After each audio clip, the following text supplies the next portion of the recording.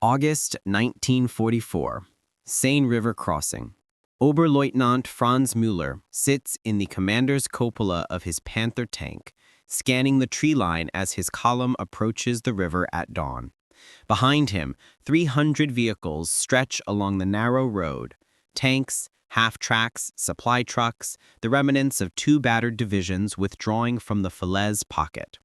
The Seine represents salvation, the final barrier between his unit and the German border, between encirclement and survival. Intelligence reports indicate the bridges are destroyed, but engineers have identified fording points, and the August water runs low and slow. Müller has crossed a dozen rivers in this war. The Meuse, the Dnieper, the Volga's approach. River crossings are vulnerable moments, yes, but manageable with proper reconnaissance, smoke cover, and dawn timing to avoid Allied air patrols. His company will be across by mid-morning. He signals the advance, and his driver eases the 50-ton Panther down the embankment toward the water. Then the sky tears open with a sound like ripping canvas amplified 1,000 times, and the world becomes fire. Not bombs falling, but rockets, hundreds of them, streaking down in waves, impacting so rapidly the individual explosions merge into a continuous roar of detonation. Müller watches a half-track simply disintegrate, watches rockets bracket his own tank so closely the concussion rings his vision. He screams into the radio for dispersion, but there is nowhere to disperse to. The road behind is burning, the river ahead is boiling with impacts, and overhead, the fighter bombers circle like hawks who have discovered a field of paralyzed rabbits.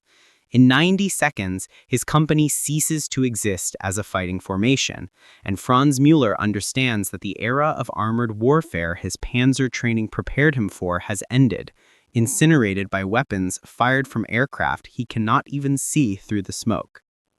The German tank arm had built its reputation on aggressive mobility and superior gunnery. From Poland to Kursk, panzer divisions represented the cutting edge of military technology. The 88mm gun that could kill any Allied tank at 2 kilometers, the sloped armor of the Panther that deflected most incoming rounds, the tactical radios that allowed coordinated maneuver. German tank crews were extensively trained, many veterans of years of combat, survivors who had learned their craft against Soviet T-34s and American Shermans. They understood their vehicles' vulnerabilities, mechanical unreliability, fuel consumption, the increasing challenge of spare parts, but they retained faith in their qualitative superiority. One German tank, properly positioned, could destroy 3 or 4 Allied tanks before being overwhelmed. This mathematics of exchange ratios sustained morale, even as the strategic situation deteriorated. Tank combat was personal, intimate, a duel between crews where skill and equipment quality determined survival. Against ground opponents, German tankers still believed they held the advantage. But air-to-ground rockets transformed the calculus entirely. The weapon itself was crude. The RP-3 rocket used by British Typhoons, the HVAR carried by American Thunderbolts and Mustangs, unguided projectiles with 60-pound warheads, inaccurate enough that pilots joked about needing to fire a dozen to hit a stationary target. Individual accuracy hardly mattered when fighter bombers arrived in formations of 16 or 24 aircraft, each carrying 8 to 10 rockets, saturating target areas with hundreds of projectiles in a single attack run.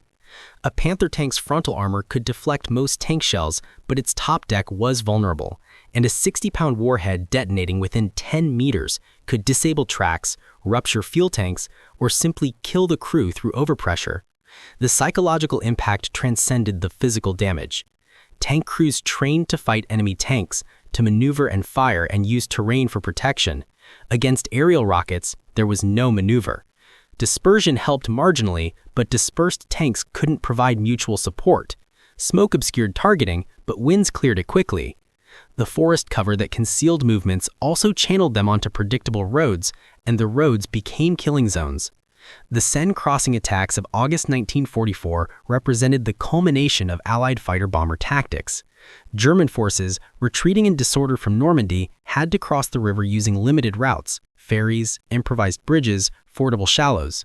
Allied intelligence identified every crossing point, and fighter bombers maintained standing patrols circling above the river, waiting for targets to appear. When German columns approached the water, squadrons would dive in relays, each aircraft emptying its rockets before climbing away to be replaced by another.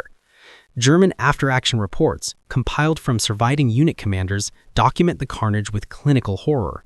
The 116th Panzer Division lost 65% of its armor in 3 days of Seine crossing attempts.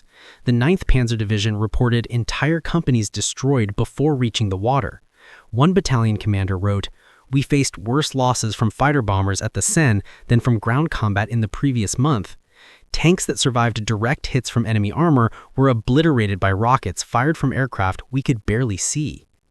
What stunned German crews was not merely the destructive power, but the relentless volume.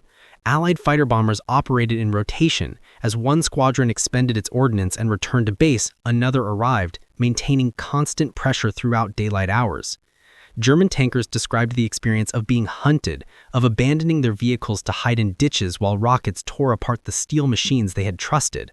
The Luftwaffe, which might have contested Allied air superiority, was virtually absent. Fuel shortages and pilot losses had reduced German fighter cover to symbolic gestures. Allied pilots operated with near impunity, some making multiple sorties per day, returning to forward airfields less than 30 minutes away to reload and refuel.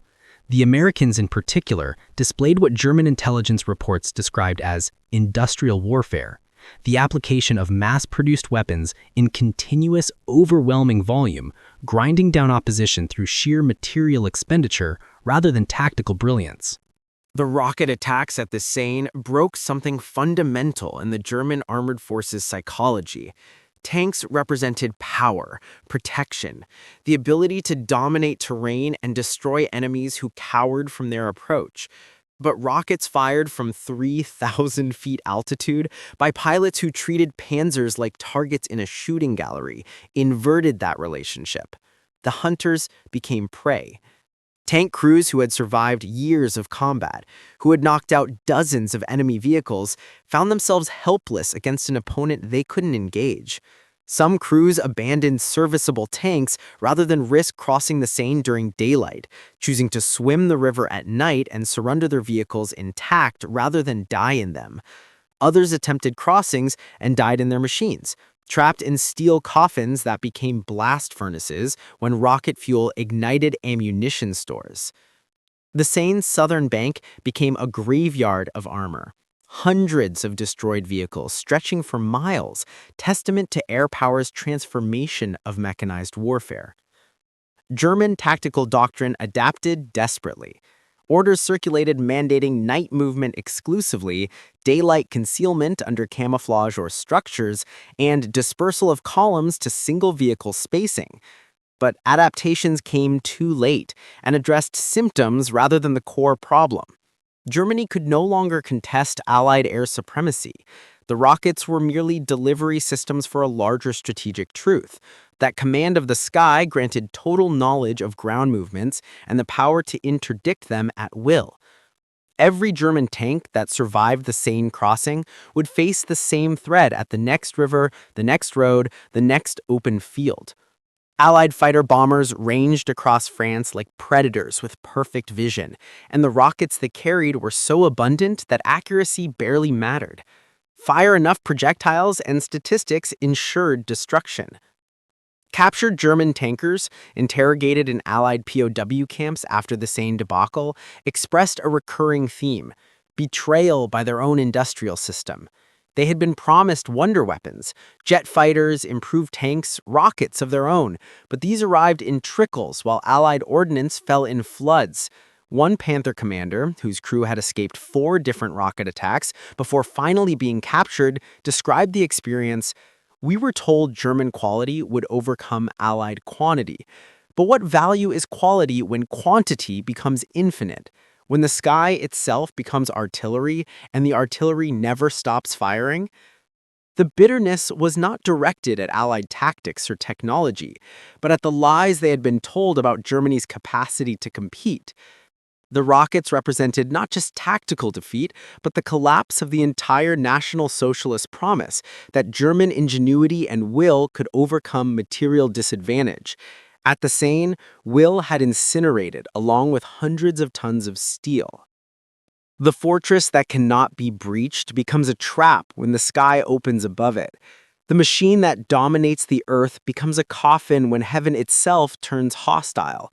And the soldier who placed faith in armor learns that all shields are illusions when abundance falls from clouds, not as rain that nourishes, but as steel that judges, relentless as gravity, numerous as stars, transforming rivers into barriers not by depth, but by the simple, terrible fact that nothing crosses beneath watching eyes without paying a price measured in fire.